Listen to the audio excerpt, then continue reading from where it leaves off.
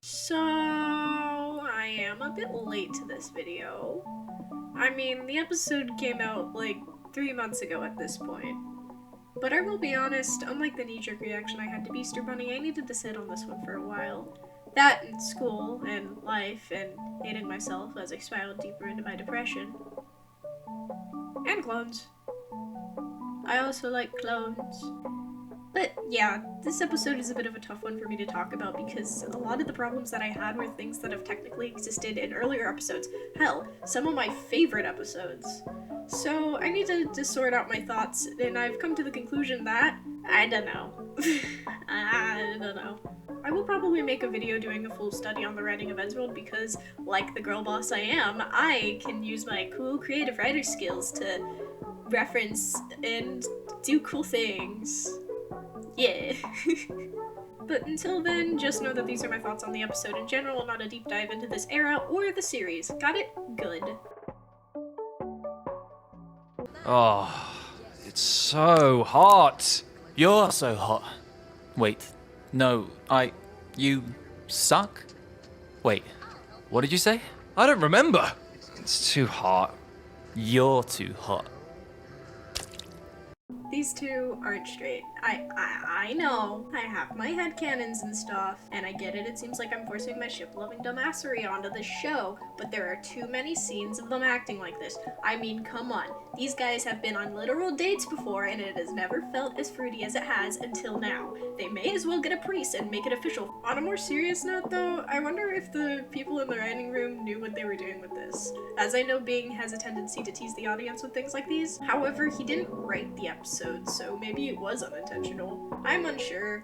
On the topic of Tom, though, I am getting used to his new voice actor, and he's actually pretty good at it. I enjoy the voice, I think it fits Tom, I just needed to get used to it at first.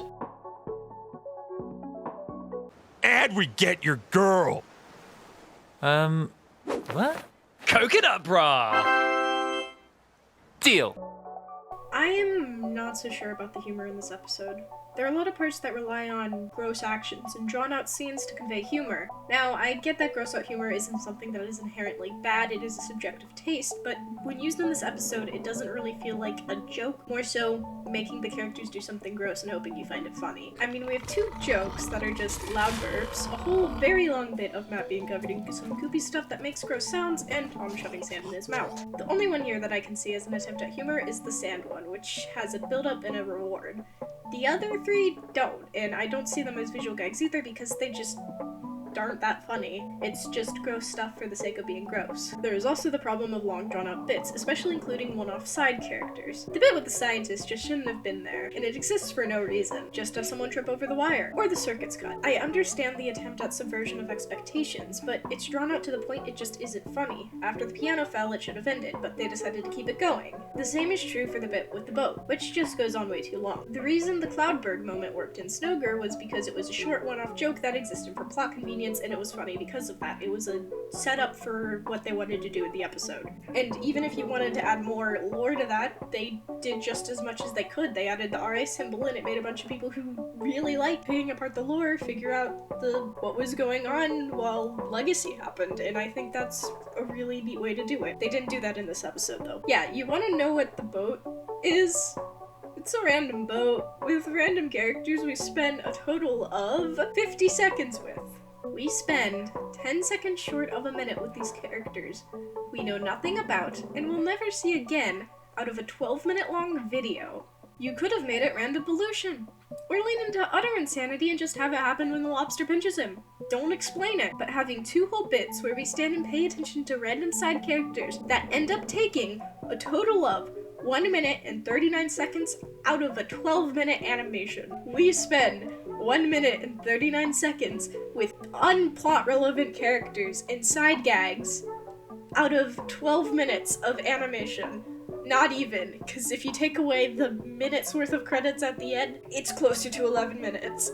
Who thought that was a good idea. This isn't to say that I hated all the jokes in this episode. Quite the opposite, actually. Compared to the previous episode, I found this one to have a lot better humor, even if most of the jokes weren't. I really liked the reoccurring dictionary gag, as well as the joke they made about the writing contest. They were both pretty funny and made me laugh. I feel like a lot of people have been getting upset about the show poking fun at the fandom, which I just don't see. I would understand if it wasn't warranted, but I feel like in this case it is. The fandom has a history for a reason, and I think jokes like this are all in lighthearted fun. I also tend to be a fan of the meta humor, which, again, generally not just in this fandom, a lot of people seem to be saying is overused, and I don't see it in this show. I understand when meta humor is used just to make you point and go, look, they did the thing, but in this, the jokes seem to be well paced out and not too plot relevant. Overall, the humor in this episode was a mixed bag, but definitely a step up from Beaster Bunny.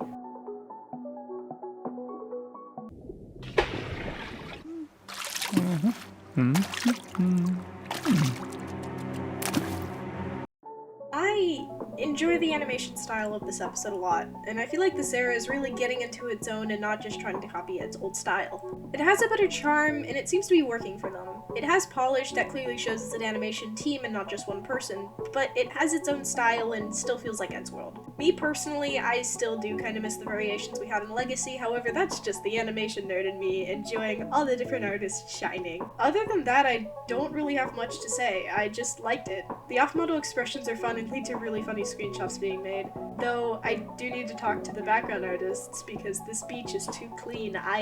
Look man, I've never been to England, but I don't think beaches are capable of being that clean, ever, period. No, I don't believe it. This is ruining my suspension of disbelief.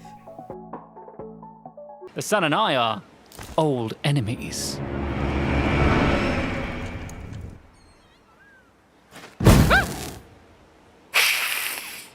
Now, this section is labeled direction because these two things both kind of fit into that category. I will start with my confusion on Matt in the show. I found the scene with Matt looking for animals enjoyable, however, everything before that just kind of made my blood boil. I really didn't like how Matt was characterized, and I really hope this isn't how he's going to be for the rest of the series. I feel like this characterization of Matt is an attempt to be funny and play on the character before, but before he was a narcissist, but he wasn't such a jerk. Like, old Matt was like, aw, you self-loving sweetheart, what is wrong with you? And this one's just like, I want to deck him in the face, which is, it's not even a charming, funny, I want to deck you in the face, it's a no. I also found the bit where they reference him being a vampire, just them trying to get brownie points from the fandom. Now, I love a good reference as much as the next guy, but so far the canon of the show seems to be that episode just isn't canon. As the series has gone on, it has allowed itself to keep continuity in things, but normally not drawing all the way back. This seems to have started with Legacy, which makes sense as that was a more plot-driven era. It doesn't even feel clever. Hell, I liked Knighted Door's explanation on this way better, and that is an AU that is far from canon. It just felt more realistic to the characters. The other part is I'm unsure who the target audience is supposed to be. We have a few jokes that seem to be more so kid shows crude humor, like something you'd see in The Amazing World of Gumball, or another show like that. We see the sun flipping Matt off, which is censored and actually kind of funny, and then again with Ed's pun about the beach. It just feels weird in contrast to the fact that the previous episode we saw people getting crushed alive with blood and stuff.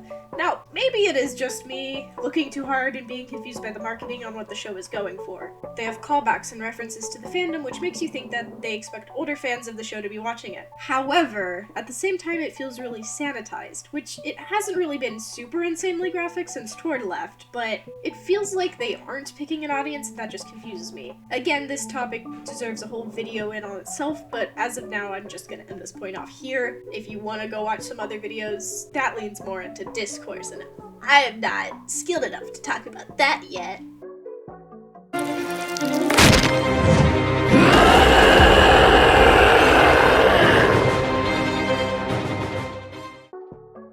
In conclusion, I will probably have to wait until after the second part comes out to fully know how I feel about this episode. It feels like it's a step in the right direction, however I'm still nervous about these glaring issues it had.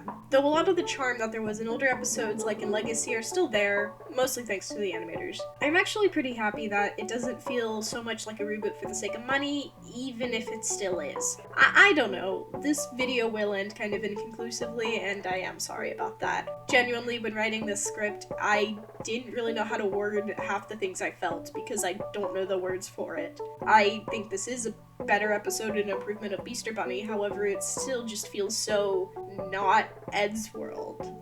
It feels like a fan project. It feels like a cash grab. And it feels mean to say those things, but it is how it feels. And even though this episode feels less like that, it still does feel like that. And I don't really know how much else to say.